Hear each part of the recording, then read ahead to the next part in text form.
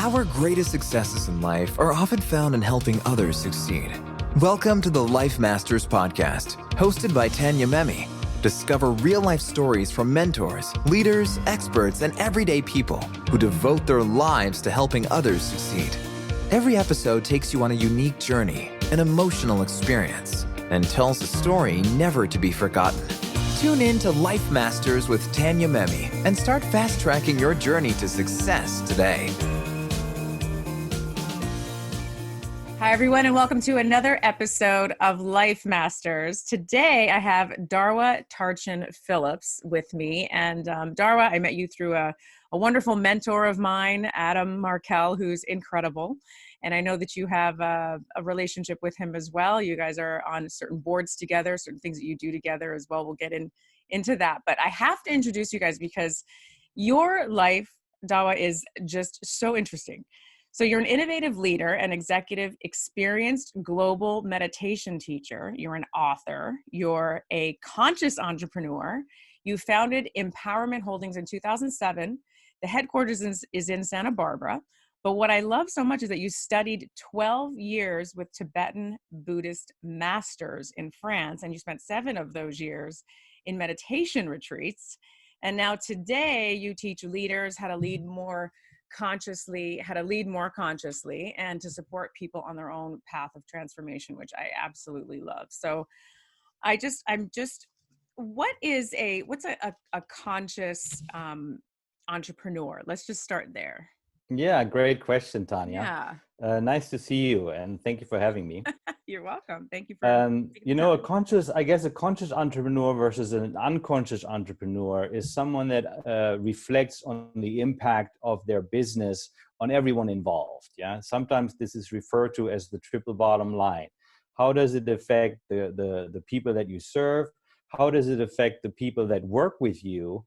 The employees or the investors or partners or anyone involved actually in the undertaking, and how does it affect the environment? How does it affect our communities? How does it affect our planet? And so we understand that, I guess more people understand that we are in an interdependent reality, that actually there's no such thing as an act that doesn't affect one involved. Yes, very and true. So conscious people or conscious entrepreneurs are people that want to take that into consideration when they launch a project. So why do you think that that's more impactful or more important with today's leaders? Like, what are you finding with your clients? I think what we find is particularly among emergent leaders is that they already have an intrinsic sense of integrity and compass that they wish to follow. A lot of them are purpose driven, and a lot of them want to leave the world a little bit better than they found it. So they want that psychological paycheck. They don't just want to be paid in money, even though that's also important, but they also want to be paid in meaning. And they want to feel that they can look back at what they've done and think that that was time well spent. And that is also how I always felt about my life. Yeah. And so I'd say that is what we see more of. And I think that is both a sign of where we are as humanity, but also speaks to the effort individuals have made to actually know themselves better and know better what they want. Yeah, and I mean, talking about that right now is the perfect time to sort of take that time to really learn more about who you are, because we're all in quarantine and we've been here for quite a while and we have no idea how much longer we're going to have to be in quarantine for. So are you finding that this is that type of time for your clients, your leaders, the people who own large corporations as well? Is this time affecting them where they're going more inward? So it's absolutely affecting them. Yeah. I think that these are great. There's a lot of uncertainty. And if you're responsible for, tens, hundreds, thousands, tens of thousands of people, you do have sleepless nights and you wonder, do you have to let people go? How do you assure the runway of your company? How do you assure that your company makes the right decisions in these kinds of uncertain times? So definitely everyone is affected. I think, however, I think what you see is that there is, among those that I would say put that extra effort, is there is empathy, there is compassion, there is asking questions. How are you doing with your kids at home, right? When before you had that babysitter, you had a nanny, you had daycare, and now it's you. Maybe you're a single parent, maybe you have your spouse there, and you have to manage all the deliverables that you had before, and you have to also have playing children in the room next door. So these are extra challenges, and you find that some leaders make that extra effort to be empathetic, be compassionate, ask those questions, and try to recreate the way work is done around the realities of the needs that actually are there in a situation like this. Yeah. And then are there those leaders who try to just refuse that is the fact. Yeah. And so I think that's where we see our clients make that extra push. They really want to connect, they want to understand. And even though everyone is online, they want to make it a human experience. Yeah. So, I mean, I'm just curious. This is probably a complicated question, but I mean, how do you work with somebody who has, let's say, 500 employees that have been working with them for years? And I mean, how do you work with somebody that has to either let that many people go? I mean, because of something like this. I personally, I don't think I could do it, which is why I don't have 500 employees. But how do you, what are some of how do you coach people through something like that? I mean, it's devastating. Yeah, there are different examples. So there are some industries where you can actually redirect these human resources, as they're called, or employees. You can give them new roles. You can give them different responsibilities, because every challenge, every solution brings a new problem, and every problem brings new solutions that are needed. And so if you have people that are flexible and that are engaged in a team, then you can redirect those teams, and you can say, look, instead of working on this, which was really important before the pandemic hit, let's now actually all work on this, which is important now and will be important afterwards.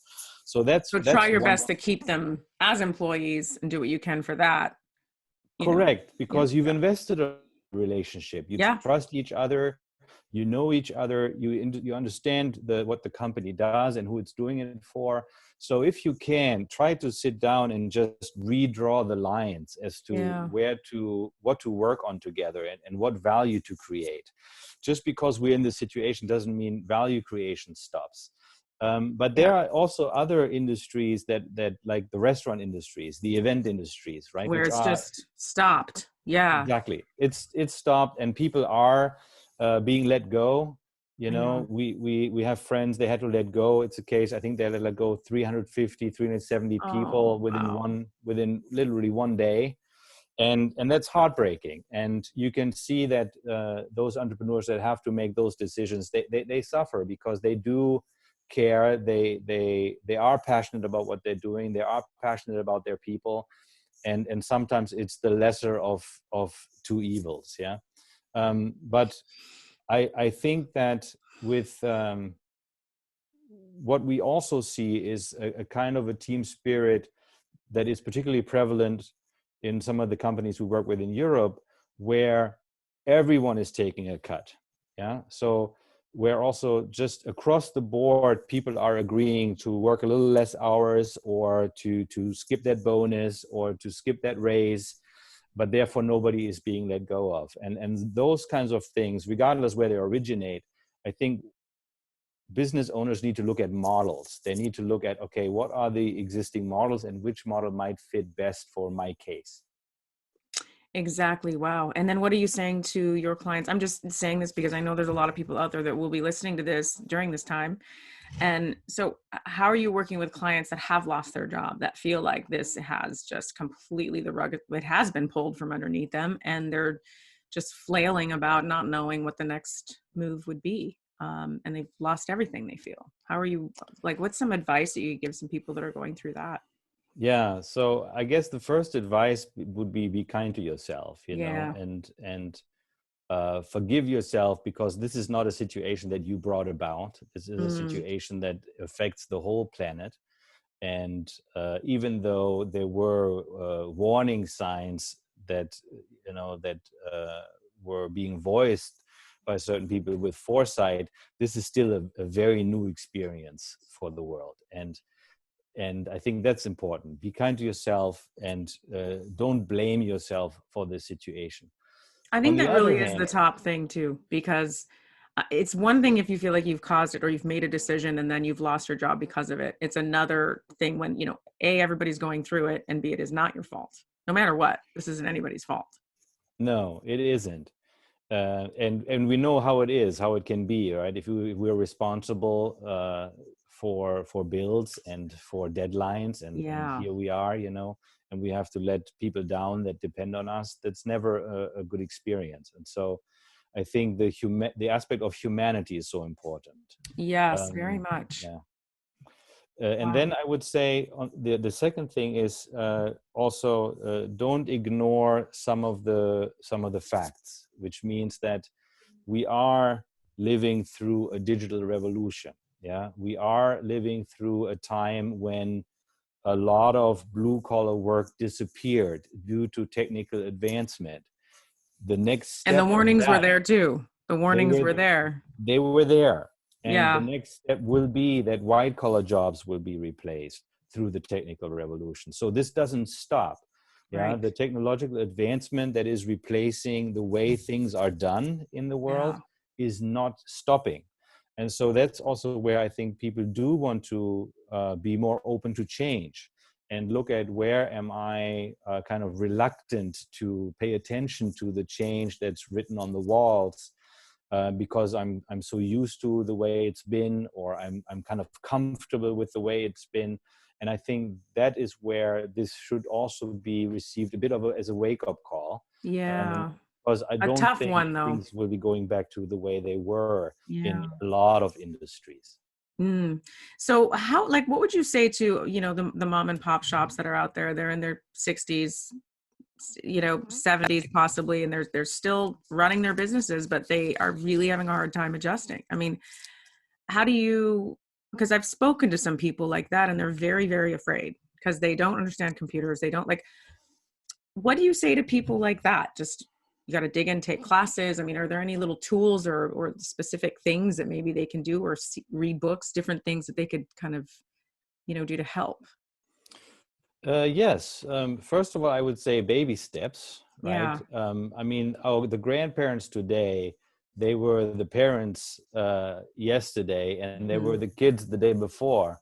So we all kind of should remember what it feels like to feel dumb and to feel limited in our knowledge and in our skills. And somehow we've created this world where everyone is afraid to look dumb, and Yeah. everyone is trying to Yes. hide the fact that they don't know or understand something, and that makes it a little bit harder to change. No? So I think that we all need to change. We all, even this situation now has required all of us to make changes in a fairly short amount of time.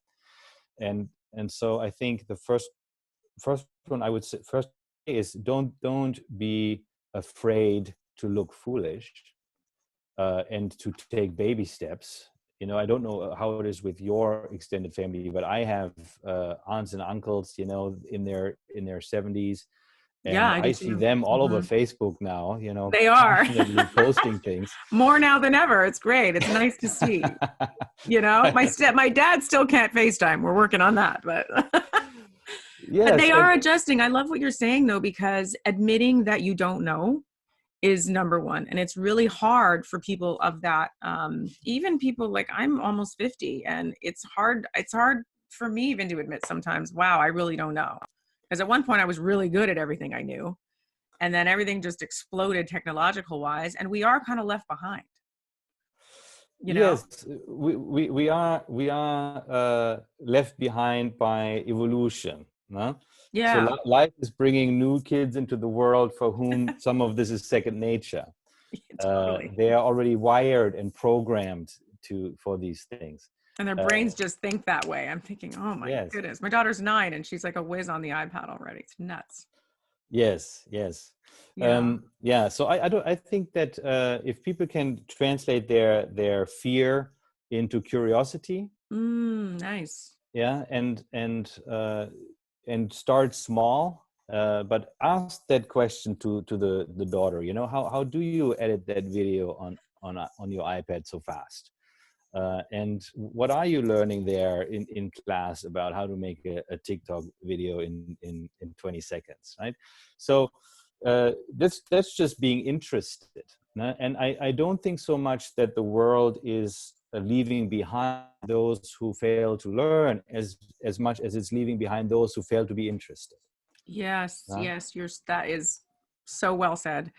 I want to go back to where, because you were born in New York City and you come from a multicultural family. I know you speak like 3 languages. I mean, what was your childhood like? My childhood was interesting. My parents met in New York in the 60s, in the late 60s. So it was kind of the civil rights movement was in full thrust. I come from a biracial family. My father was from Trinidad and Tobago. My mother originally from Germany. Oh, And they had wow. both Okay. immigrated. Yeah. And so, it's a very interesting cultural mix, very, very different and diverse cultures. One very colorful, musical, laid back, and one very organized, very structured, very engineering kind. Very. And so it took time to integrate that in myself and to make room for those different qualities and to understand how they can be helpful in what circumstances. When did you It was realize also very that you're rich. like, It was very rich. Yes. So when did you realize that, oh, wow, I am this of my mother and I am that of my dad, and I got to figure this out? Because that's very, 2 ends of the spectrum, where how you were being raised. It's amazing. Yes, yeah, I would say that at the beginning of my life, when I first just became aware of the cultural richness of that, it was more something that I perceived around me. Then my parents separated and they divorced when we were going through our childhood. I have some siblings, and at that time, I really had to recognize internally what was happening, and that this was not just something that was happening around me, but this was something that was happening within me. And while outside of us, then these beautiful people that were our parents were going different ways, inside of us that is never an option, right? And so the work had to begin to integrate internally that which had decided to separate externally. And so that is, I would say, when I became really aware of these influences within me. And so how old were you at that time when your parents when they separated, I was 8. When they divorced, I was 12. Oh, so those they spent years about 4 from years. 8 to 12 must have been kind of difficult and interesting, especially from an 8 to 12-year-old's perspective too. Yeah, now I look back and I say those were rich years. Nice. Right, which is the way that I phrased it for me, because they I had to make a lot of actually important decisions for myself at a very young age. But I think that they were also, they propelled me into reflections that I'm really glad today I had at a young age, but they definitely weren't easy years. I call them rich years.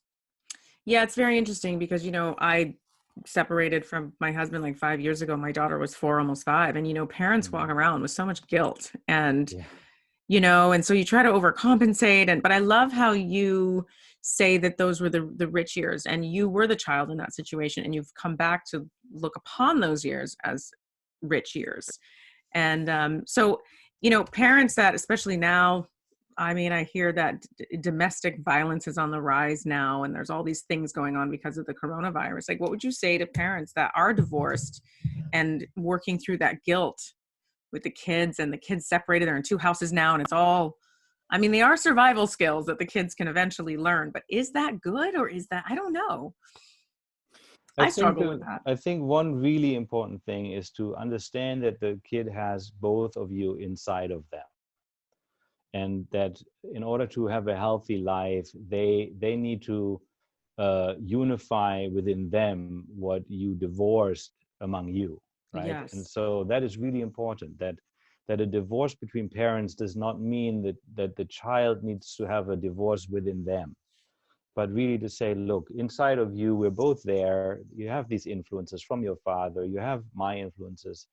and they are good things, because there's a reason why we fell in love and we made you. There's a reason, right? And those were good reasons. And so I think that is very important for the child to hear. So that I'm going to tell my daughter that. I'm going to tell her that. That's wonderful. Thank you for that. Yeah. Very nice. Yeah. And then, so moving forward though, how on earth did you end up, how did you end up studying with Tibetan Masters? I mean, how did that whole thing from the divorce, now you're 12, and then, when did that come about and how? Yes. So as you take a deep breath, you're like, okay. It's good. I'm glad I can share this with your audience. Yes, And you. It's I wonderful. think it helps also understand how such a life of transformation unfolds. Yes. I think that some of the challenges that I had to do with a sense of belonging. My family very early left New York and moved to Europe. That was a displacement. And then going through the separation, the divorce of our family, I think that gave rise to questions of belonging. No, you went with them, obviously. I'm sorry? You went with them. You went with them to Europe. Correct. So Correct. You're in Europe. They're both in Europe, or one is in New York, one's in Europe? We all went to Europe. Oh, okay. Yeah. But as you know, I don't know where you were born, whether you were born in the Canada. US. You were born in Canada. Yes. So there's a part of that Canadian that's you can't take out, right? That's very true. Yes. And so there's a part in a New Yorker that no matter at what age you take them, wherever, it's always You're still the New, I lived in New York for 10 years. I get it. There's still New York in me too after the Canada. So totally got it. Yeah. So even I was very small, there's a cultural imprint, I guess, in your spirit that you take with you. Yes. Anyway, so those questions they led me to contemplate. I call that the 5 questions that became really guiding factors in my young life. It was where did I come from? Where am I going? Why am I here? Who am I? And why does that matter, if it does? Yes. And so those questions were questions I had.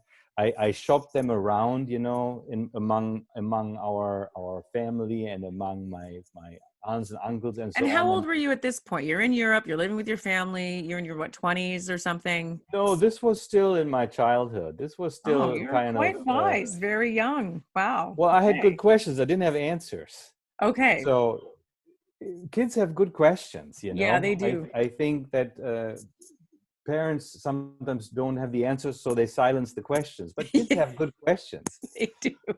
They do. So you're asking these questions, and your parents are living obviously in 2 different homes.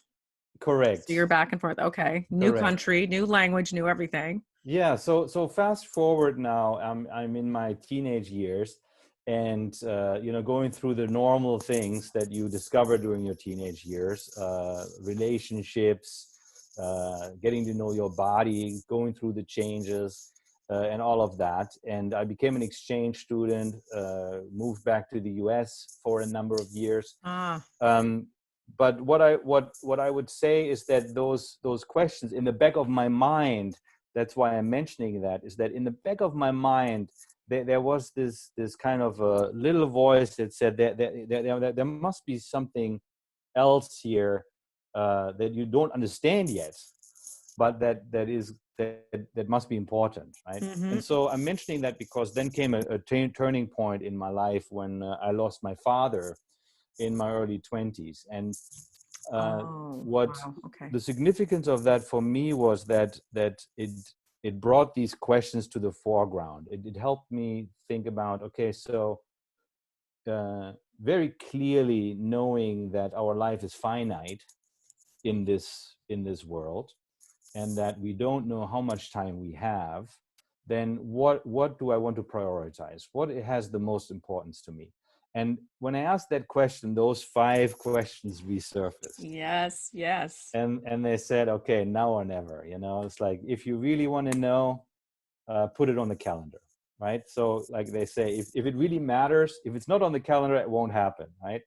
So that's true.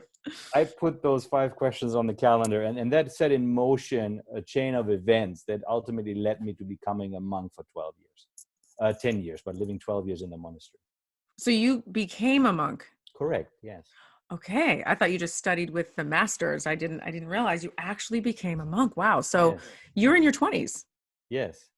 and in France. So it was Correct. in France when you went. And I mean, what was that like? The first day you get there, what are you thinking? You want these questions answered and you decided to go there. I mean, you really went to extreme measures to get these questions answered at a young Well, age. I didn't know at the beginning where I would find the answers.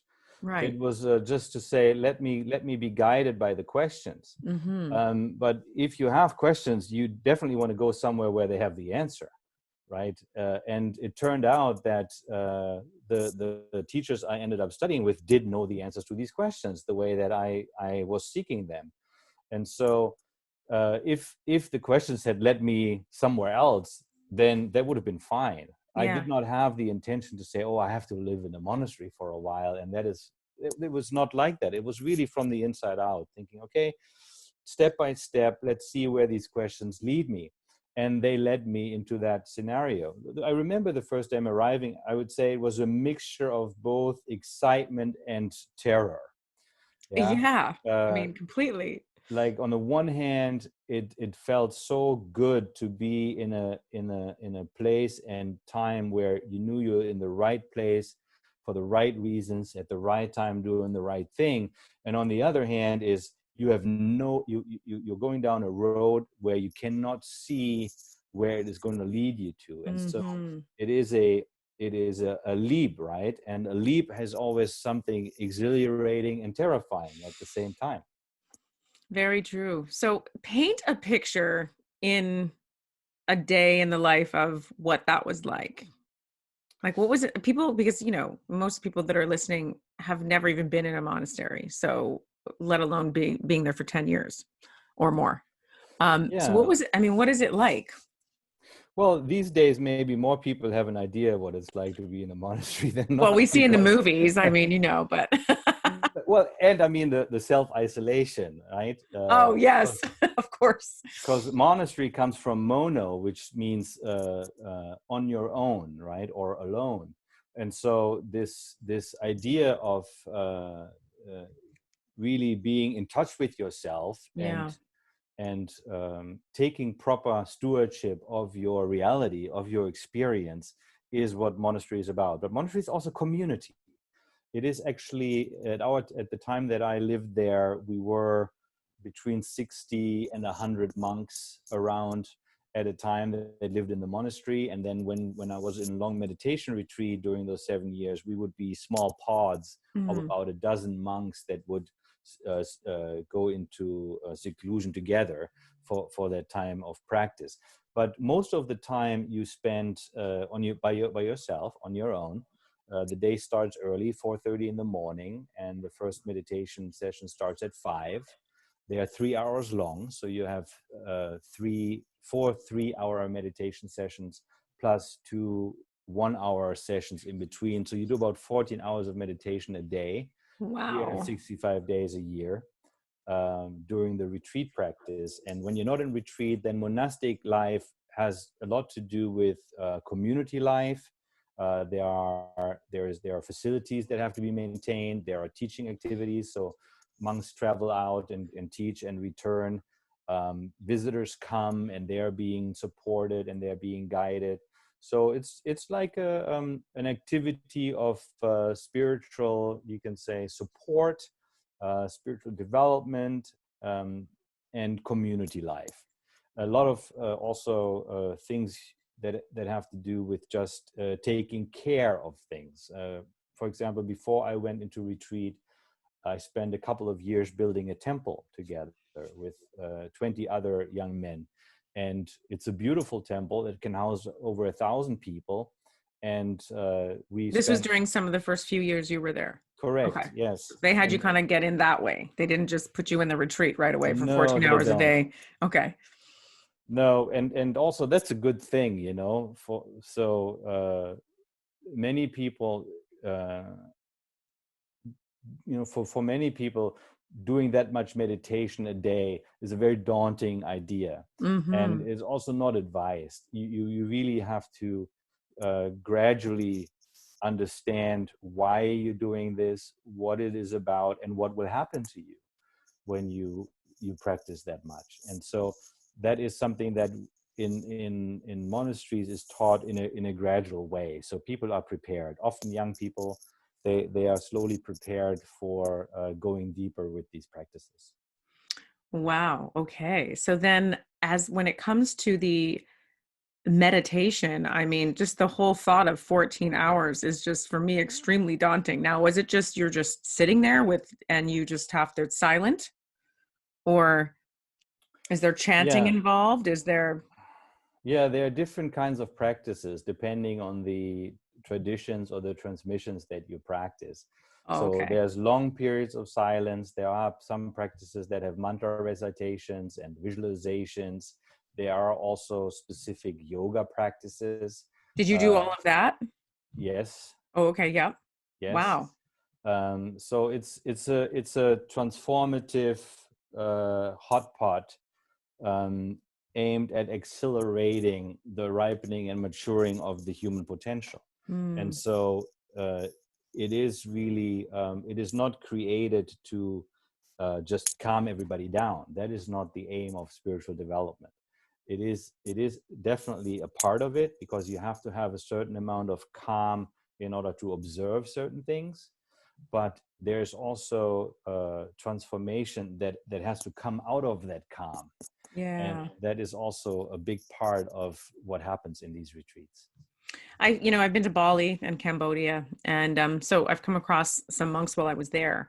And it's interesting because I didn't really know all of the cultural, I guess, what do you say, like correctness on how to approach a monk or whatever. Especially if you're female, one of the things I learned is that monks cannot touch in any way, shake hand or anything to females. I had no idea.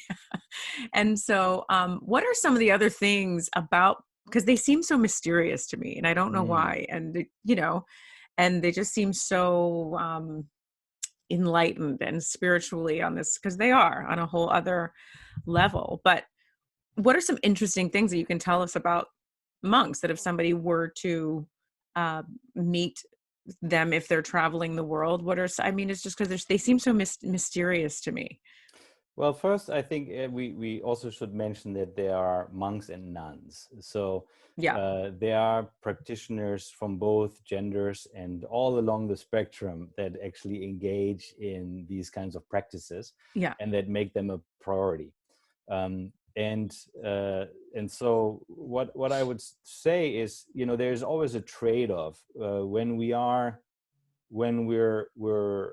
living in the normal speed of society. We always think of giving something up as having less, but what we don't often see is what we get instead. A little bit like right now, we're in the social isolation and we're experiencing that we have to give things up, but we're also discovering that in giving up certain things, we are being enriched with something else. Yeah. And so it is actually a really important experience to understand that giving up something doesn't always mean losing something. Sometimes it can actually mean more freedom and more Mm. nuanced richness in other areas. And that is what happens to monks. They give up certain things. You definitely surrender certain things that you cannot participate in, but what you receive in return allows you to connect with the world in a way that oftentimes is lost for people if they are too caught up in the busyness of everyday Yeah, life. very true. Does So that make during sense? those years, what were you going to say? Does that make sense? Oh, yeah, no, I mean, totally. Yeah. Yeah. It's very interesting because, when I did meet them, I was like, do I talk to them about, like, do I ask them questions? Can I ask them questions? Am I disrespect? I mean, when you don't know, right? Absolutely. So the reason actually why the Buddha invented that the monks wore colorful robes Hmm. was, on the one hand, it was a cheap dye, and you needed to dye a lot of cloth in order to dress all the monks. It's from On the the other, clay, isn't it? No, actually, it was from saffron originally. So Oh, today it comes from other sources, but originally at the time of the Buddha, it was from saffron. wow. And saffron is But very expensive now in today it most is, parts of the yes. world. Yeah. And Okay. the other aspect is that you should be recognizable. That the members of Mhm. the public should recognize you as someone that was reflecting and trying to integrate meaningful principles, and they should be able to approach you and ask you questions. And so I think that's really important to know that actually a monk uh, should be very approachable because it is a life of service. You are placed in a position where you enter into an interdependent relationship because monk life is based on the generosity of the working public. And in return, the meditation, the prayer, the guidance, Mhm. the connection is what is offered as exchange. And so please, next time you come across someone, minimum say hello. And if not just that, maybe just ask a question of something that would really interest you. I You mean, know? I did. I was very Okay. curious, and I'm a natural born interviewer, but it was they were very even modest in their answers. You know, they speak with Yeah. very few words, so it's Yes. interesting. Yeah. While you were there during those years, what would you say was one of the biggest fundamental um, things that you've learned about yourself? I mean, you had your 5 questions answered, I would think. I did. Yeah. Um, you know, I would say this. I would say we all feel at times uh, disillusioned, at times exhausted, disappointed, because life has a certain element of dissatisfaction in it. Yeah, the fact that we don't control how long we live, or who gets to live long and who doesn't. Mhm. We don't control whether we get everything we want, or whether we can hold on to the things that we want to hold on to. There's a lot of things in life that are out of our control. And I think that acknowledging that is important, because otherwise you live in this kind of funny taste in your mouth that things are not the way they should be. Yeah, Yeah. and you think you're the only one that has that little underlying flavor of exhaustion. And it's important to know that everyone has that is actually something that is ingrained in life, that life is uncertain, it is unpredictable, it does change, and when it does, it is not always a pleasant experience. No? However, there is a way in which we can develop an attitude, and I call that the attitude, how can I help? Yeah.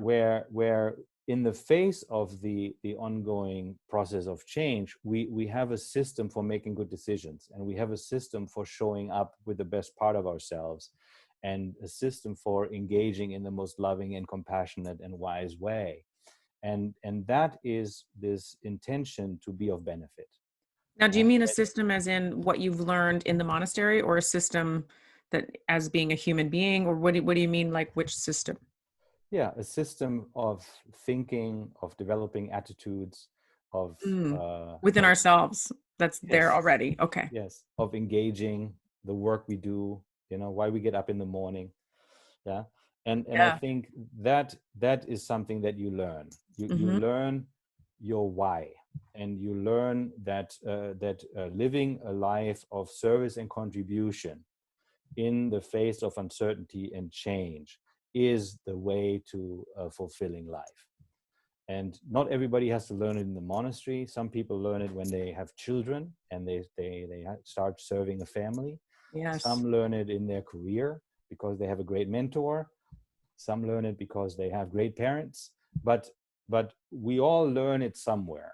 We all learn it somewhere, that life has aspects that are called suffering or difficulties, and that in order to meet that in the right way, we have to overcome selfishness, and we have to develop a sense of something bigger than ourselves, if if we want to find fulfillment.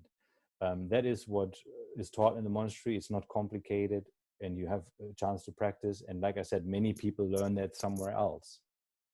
Yeah, it's interesting because I have had which is what started Life Masters, is, I had hit a massive rock bottom, in the last 5 years, but like 5 years ago is when it happened. And, when you're there and you're sitting in that giving of service, and the idea of giving is really difficult. Yeah. Because you're exhausted and you don't think you have anything to give. Yes. But the day that I decided to get up, and and I always tell people, just plant the seeds. It's not about giving of traveling to Guatemala and, starting a whole fundraising system for the families that don't have a home. It's not that, that's amazing if you can do that, but it's more like, bring your friend a cup of coffee in the morning. Like, do the things that just to start, right? Just the little things to plant the seeds, the things that are tangible right in front of you. And then it's amazing what comes back in return. And then one day you are in Guatemala and you are starting a huge fundraising situation for, families there or whatever. I'm just trying to give an example, but it's finding that little piece of you inside when you don't think it's there. Yes, and notice how even before you necessarily engage, I described a change in interest. Going from being preoccupied with what is happening to you to asking the question, how can I help? And maybe at the beginning, you don't even know. Maybe you think there's no way you can help. But you ask that question and a thought pops into your mind. Maybe I could buy my friend a cup of coffee. Right. Or a thought pops into your mind, hey, I haven't picked up those dead leaves in the yard. I could pick those up, and that would certainly make a difference in the neighborhood. Yeah. So it's just like the small shift towards openness, from a closed mind to an open mind, that again lets you participate in this exchange. Does that make sense? Yes, totally. Yeah, I mean, completely, especially having experienced that in my life. I know that's exactly what happened. It's what I did too. But there comes that day. What do you say to people that are in that moment of the I don't know? They're sitting there, they're in bed every day. They're, what do you think of the idea of just being still for a little while, just a bit, and not feeling guilty about it, and not, like, what do you say to people that are there, where they're just full of I don't know? Yeah. I think it's interesting because as Americans, we are very much used to this idea that we have to fight. We're kind of a warrior culture. And do without stopping. The war on this, the war on that, the war on the pandemic, the war on unemployment. It's a very we are very familiar with that archetype. Yeah. And I personally, I know that archetype very well, but I think that the aspect of the sacred warrior, or the awakened warrior, is a really important one, which is the warrior that also knows the power of silence and the power of stillness. And that is something that I think is very, very important, simply because there are certain things you can't solve with more words. And there are certain... You can solve, or you can't solve, right? So it's the dialogue that goes on that just will not solve what's going on. Yeah, sometimes it's just about being, and about letting your body recover, or letting an emotion process, giving yourself time to digest. And those are processes that you can't rush, And, it's very true. Yeah. Does that? Yeah. That totally makes sense. I mean, I took about a month off and this was like 2 years into being in a pretty unhappy place in my life. So like 2 years after running, this, that, trying businesses that failed, and I don't know, it was a disaster. And then finally I just took a couple of months off. The guilt was gone. This was gone. And I was just still. And that's what really, Life Masters came to me. It was very interesting. I ended up getting a call from a major network. I'm now on a new series. Like, I mean, who would have ever thought? Seriously, I convinced myself my whole life was over. And it's just when you plant those seeds, like of exactly what you're saying, shifts happen. And do you believe that those shifts are, I know there's spiritualness in that, but do you believe the idea where thought is energy, the things you think, the things you put, like what are your thoughts on that whole idea of shifting your life and how does that happen? Yeah, there's a couple of things I want to say. I know it's a deep Actually, question, but one, I want to say that with your background, it could be really useful for you to take this kind of content to a different scale. And mhm. I hope that the networks wake up to the fact that people actually want and need this kind of content I'm and trying. programming. I'm Yeah, trying, so I'll Noah. hold that Yeah. intention with you. I think that Thank you're you. uniquely positioned Thank given your you. background. So Thank you. the other thing is there is this old paradigm kind of conflict in a lot of people between the spiritual and the material. That is really no longer the state of affairs from which the world is being created. That is still Mhm. where we come from, but that is not where we are. We now have a huge body of evidence-based that validates the results of certain practices and the impact of certain practices on our mood, on our well-being, on our physical health, on our emotional health, on our mental health, on our success.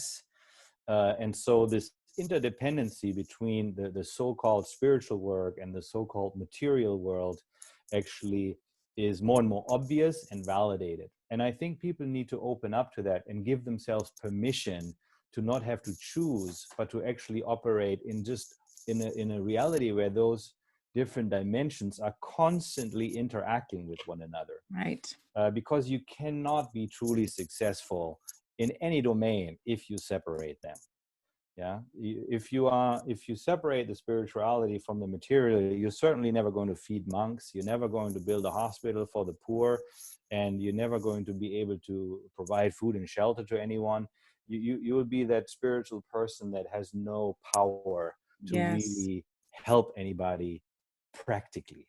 And if all you do in the world is just amass things, but you have no connection, people don't trust you, they don't feel you care, then nobody wants anything from you. And then all that thing, everything you've accumulated is not going to really touch anybody or reach anybody. And How so do those people get ahead? who? Just people that all they do is, I mean, I'm in the entertainment business, so I've met all kinds of personalities. Yes. And it is amazing to me how, I mean, there are just a lot of unethical people that just all they want is the money, money, money, money, money. And they get it. Not all of them, but I'm just saying they get it.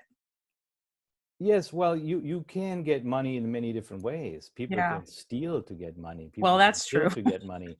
But do you want to live with the consequences of that, No. right? And so Yeah. I think people do all kinds of things as long as people do things that they can live with and that they are proud of and that they at the end of the day they can feel good about.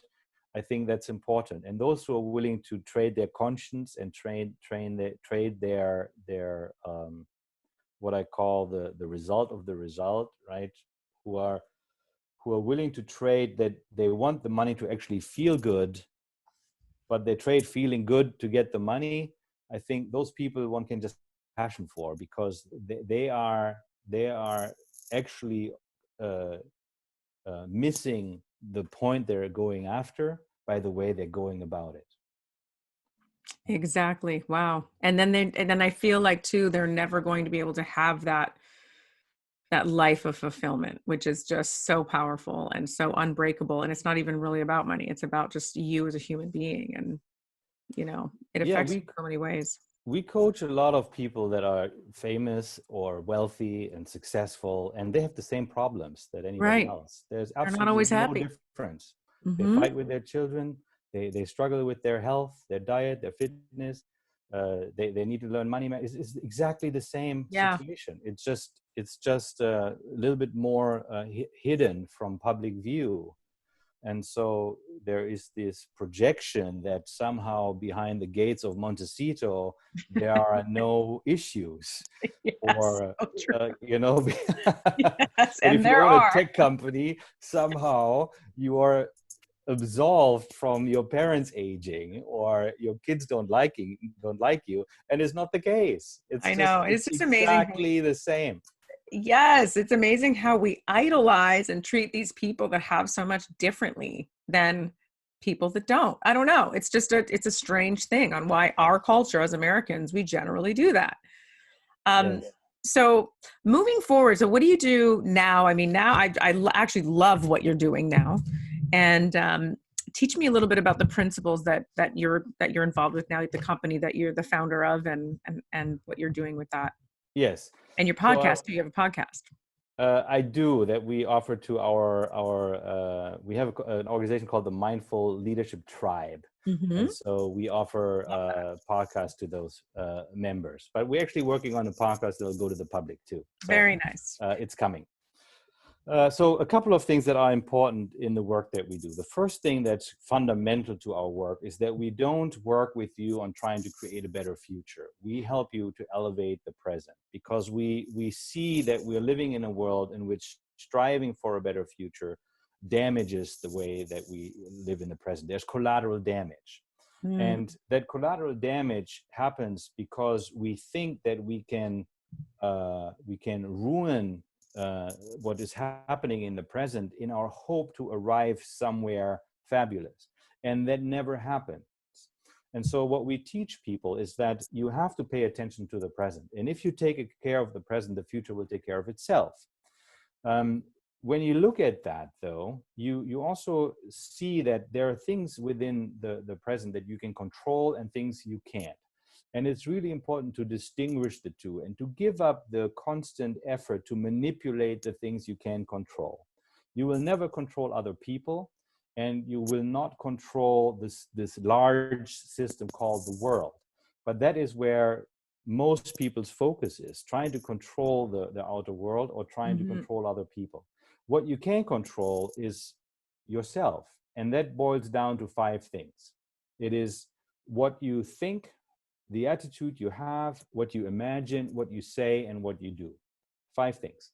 And so that is something that you can learn to pay attention to. Yeah, most people know more items on the Starbucks menu than those 5 things that they can use to control their lives. And so what we teach people is start paying attention to what you actually practice there. Like, what are the thoughts that you actually invest in over and over again? What are the attitudes that you bring to a meeting? Yeah, either a meeting with your child or with your colleague or with your spouse or with your ex. Like, how do you actually show up in that meeting when you show up? And then what is going on in your imagination? Are you always imagining negative outcomes to everything you do? Yeah. And you don't know you're doing it until you take the time to really think about what you're doing and thinking and saying. It's interesting. Correct. Yes. You have to really take that time and sit yourself down and go, what do I think about every day? What do I bring to that meeting? What are the thoughts that I'm thinking every day? Yes. It's interesting. Yes, it is. And there's something that we call the what if red flag. It's when you, in your mind, the question arises, what if? It is very important to mark that with the red flag, because what you add after what if is really important. 100% of what you add after what if is pure imagination. Right? Sure is. What if I fail? What if they don't like me? What if it doesn't work? What if it works? What if I manage? It doesn't actually matter what you add. It's all imagination. But the impact on your system is very different. Yeah? So if you add imagination that stresses you and that contracts you, you're basically reducing access to your own life force, to your own energy. Yeah, you're shrinking yourself. And when you add things afterwards that are expansive, you're relaxing yourself, you're opening yourself, you're expanding access to your own life force. And so that is something that every person, young or age, should learn Yes. how they can actually influence their body and mind through the way that they think. And there's a lot of science now that has Yes. backed up what you're saying. This goes beyond spirituality. Absolutely. This is just what it means to operate the spaceship human. Yeah. And this is like what I've heard is from some other doctors that I've interviewed is that this is in the last 10 years, they've discovered that this is what it is for brain and heart science. Yes. Yeah. I'd say it started a little bit earlier. I think we're seeing some of the popularizations of initiatives, like first impulses that happened, 45 years ago. The last 25 years, it really ramped up. But what we have in the last decade, a lot of is neuroscience. And neuroscience. That's particularly like correlates between things that happen on the inside and how they change the body on the outside. And I think that's something it's very, very fascinating. And I feel a lot of compassion for people who've never had an introduction to that. They're given this human life, and they're told they should try to be happy, but they don't really have a shot if they don't understand how the basic functions of the body work. Like a simple thing like a gratitude journal. You think about something that you're grateful for in this moment, and your mind releases neurochemicals that make you feel good. Yeah. And you can give yourself this shower of goodness just by taking a little inventory of something that you're grateful for. And these kinds of things used to be hidden in kind of religious mysticism. Now, no longer. Yeah, they're actually things that come out of scientific research, but you still have to give people access. You do. And I would say, what would you say? Just pick up a book on neuroscience. There's some websites. The Heart Math Institute is pretty phenomenal if you want to start learning about it. I mean, it's very important to actually educate yourself and then see what it does and see the science behind it. There's lots of information on YouTube as well. I'm sure you talk about it. Let's talk about your book or the books that you've written. Yeah, so you can always look at anything I do online. You can Twitter, YouTube, Facebook. You'll find resources and references there, articles, studies, and so on. I think that there are also increasingly like lists of books on these topics. So I wrote a book called The Mindful Leadership Breakthrough. We're currently working on a new edition for that. Love that. Great. And I have a couple of other projects in the pipeline. I'm sure. Wow. And then so your handles and everything is just put your name in, Dawa. Yes, that's it. Tarchin Phillips, and then you'll find everything there. And then what is your website? Just yourname.com? Dawa Tarchin Phillips. Easy. Perfect. Okay. Easy. Yeah. All right. One last question, unfortunately, before we have to go, because I could talk to you for hours. So what is it like in the day of you? You get up in the morning. What's your daily routine? My daily routine always starts with intention. So I think that the most powerful transformative influence we have is intention. So that's how I start my day. Then I practice meditation, particularly just presencing myself, bringing my mind into the here and now. And then I look at the different projects that I'm involved in, looking at the things that I have responsibility for, either in caring or maintaining. We have some animals, so I feed them in the morning as well. What animals do you have? A Persian cat and also a dog. Oh, nice. What time do you get up in the morning to do all this? I get up at 6. I knew it was really early. Oh, that is really early. I see. It's really early for me. I'm working on it. Okay, so you feed your pets, and then what? Yeah, and then my day begins usually with reading and writing. And then I have to look at the state of the different businesses and projects that we have. So it's you really center yourself, and you're like, this is what I'm doing. This is what I am ready to do. I love that. Like you set yourself up in a place of strength mentally, Yes. not And disorganization. well, I think it goes back to what I mentioned, is that we are not in the business of rushing toward a better future. We're in the business of cleaning up the present. So that's basically what we bring to other companies is what we bring to ourselves as well. So the centering is not in order to then rush somewhere, but is actually in order to then do the work of actually taking care of what we need to take care of. Yeah. Does that make sense? Oh, I mean, totally. Most people get up, they get on their phone, they're, just all frazzled because of what CNN is saying or all the other news stations as well, especially right now. I mean, and everybody's just, frazzled before there is no moment of gratitude or of intention. Their intention is just to get up and be panicked. I don't know. Yeah. I guess also that's how it works. That's how you keep people logged into your channel, I guess, all day long, is if they are so frazzled and they are so beside themselves. Yeah. I think people deserve better. I think so too. I do watch the news every day. I do check in because we have clients around the world, and I need to be aware of global affairs, but I don't do it to the level where news owns my day. Yeah, which a lot of people are doing that right now. And yeah, I just feel like it can really put you in a state of panic if all you watch is the news these days. Where do you get your news from? You deserve better. Yes. You deserve better. Yes, that is better. So true. That's your news to all of us. That's it.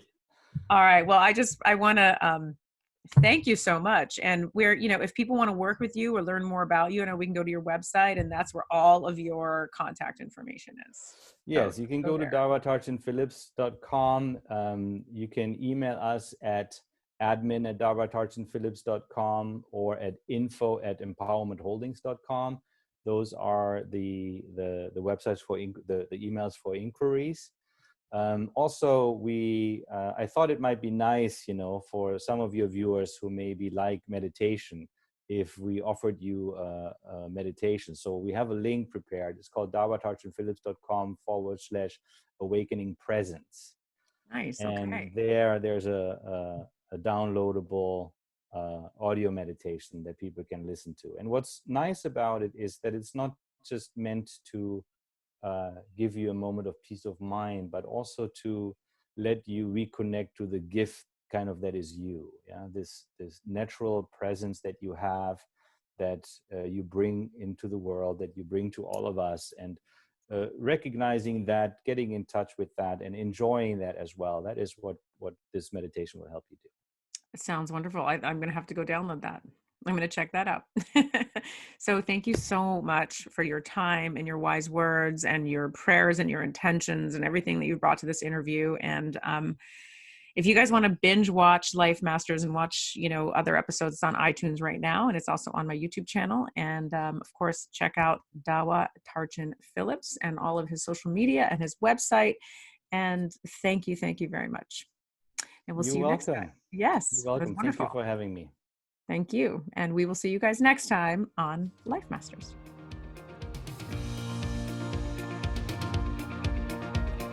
You have just listened to another inspiring episode of Life Masters with Tanya Memme. To access the show notes for this episode or to listen to more shows, simply visit www.tanyamemme.com. Master your own life and be inspired to help others to succeed. Join us again next time here on Life Masters.